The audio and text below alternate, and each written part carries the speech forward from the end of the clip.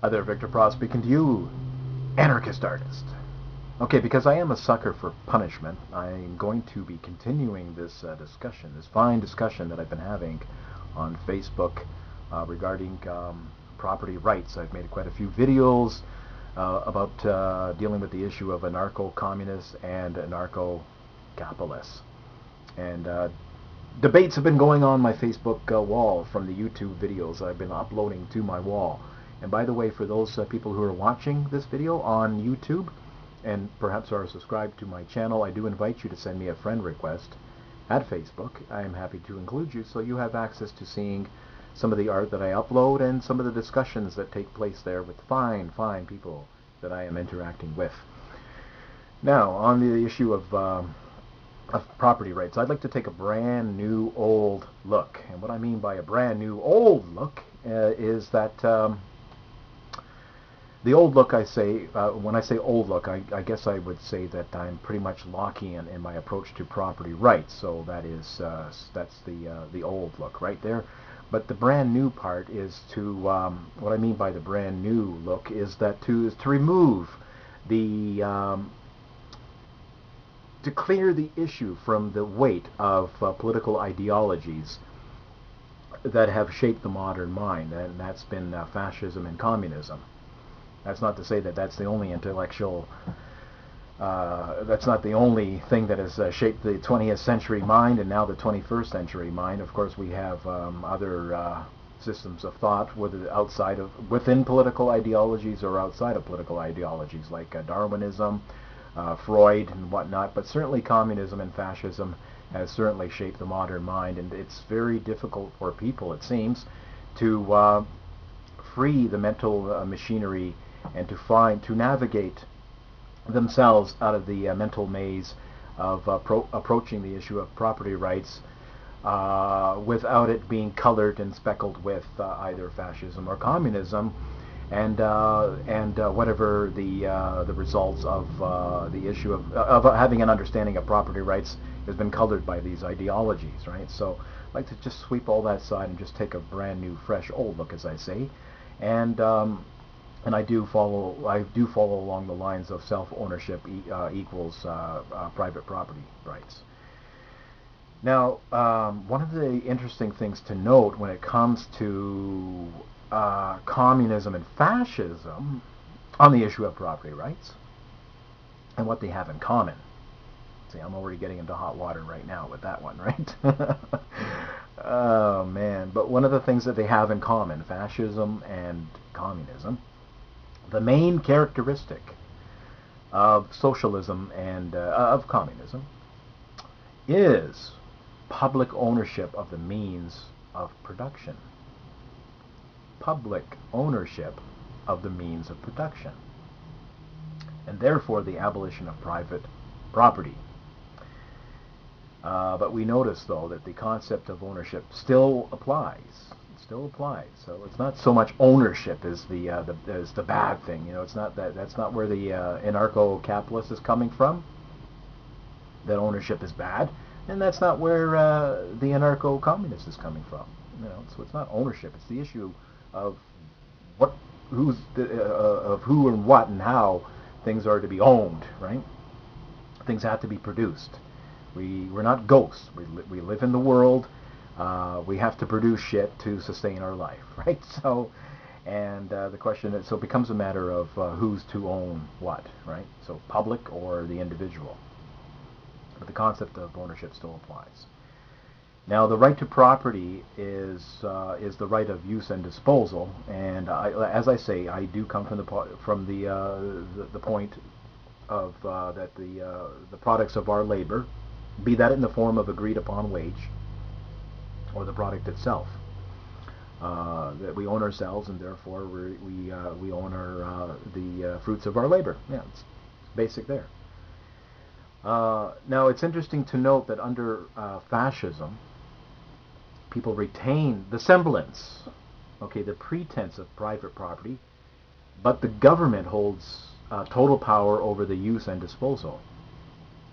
And it seems to me, because of errors in thinking, that this connection to private property and fascism confuses people. So When I first designated myself as an anarcho-capitalist, that in certain circles that I found myself, the next thing that was coming out of people's minds, coming out of people's mouths rather, was that I was a fascist. And I thought, what the fuck are these people talking about? I'm not no goddamn fucking fascist. If I talk about private property and the means of production and in the hands of the capitalists or what have you, I was immediately slotted into that area. And I thought, what the hell? But now it's clear to me now it's clear, because people cannot navigate themselves out of this mental maze of being weighed down by these two political ideologies, fascism and communism. That colors the entire spectrum in people's thinking, it seems. If they're not in one area, they're in the other. So I think that the conception of public ownership really is a recipe for tyranny. You know,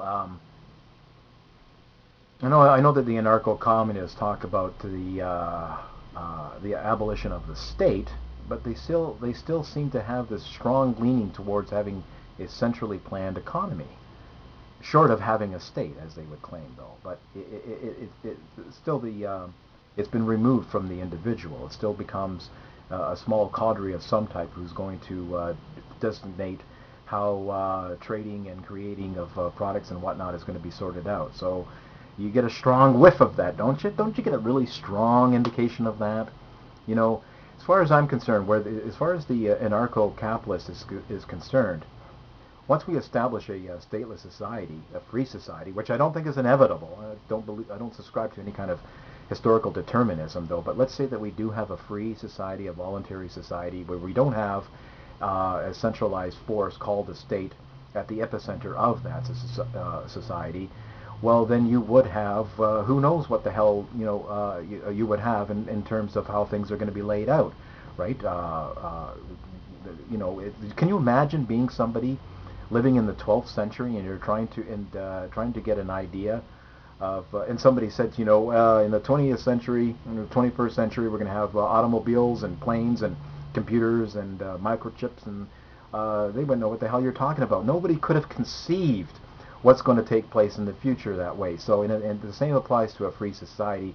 We don't know what the hell how human beings are going to organize themselves, and that's what the division of labor and is all about in specialization. Is that you don't have to weigh down your mind trying to figure out how society is going to work. It's enough to sustain your own life, isn't it? Isn't that enough? Isn't it enough of responsibility to sustain your own life and not try to figure out how everything is going to work out in a stateless society? All the services that the state is set to take care of, and all those areas that they reign dominance over. A lot of people feel, well, is that going to evaporate? I don't know. I don't think so. I can't say that there's still going to be roads. Maybe we won't need roads, right? Once again, it could have been some other means. We might have some other mode of transportation in a free society as we go off into the future. We don't know, right? So, but that's what we're talking about here, and I guess the invisible hand comes at that, but comes into the picture, right? But the anarcho-communists, really wants to have everything sorted out, the planned economy, scientific socialism, right? Because they consider the invisible hand to be nothing more than a religious artifact of right-wingers. So they toss out God, as communism does. Communism is materialistic philosophy, right? So they toss out ideas of God and angels and heavens and whatnot, and properly so. But with that got swooped up within that dismissal, throwing out the baby with the bathwater, was free will and the individual and the invisible hand. So I really suspect tyranny in the picture. You should start talking about how society's going to be all sorted out, right? You can smell a dictator and despots. cranking up the machinery of history all over again. All right, so under communism, there is collective ownership of property, de jure, and under fascism, there is the same collective ownership, de facto, but there's no out-and-out ownership. And that's where I'd like to introduce the brand new part to things, is to remove these political ideologies from the landscape of thinking and just look at the issue of creating and sustaining our life through our efforts and utilizing the materials, the raw materials of the land, of the planet that we live on, so that we are able to sustain our life, and thus is the creation of property. And to look at that in the approach of that if we create something, we own it because we created it, and how we care to interact with one another is going to strictly be through a voluntary, mutually cooperative, on a mutually cooperative basis. And what comes from that, we'll see. Now, it's funny to note that this whole tainted approach of property rights is being carried out in the United States. You know, in the United States, you do see it turning into a fascist system with communist slogans. Ever notice that? So I sweep all of that aside, and I just take a fresh, brand new conception of property rights, and free from the burden of of age-old political ideologies. And my approach really to property rights is simply that property rights is the physical extension of thought applied to action. Actions taken to sustain life based on the fact of self-ownership.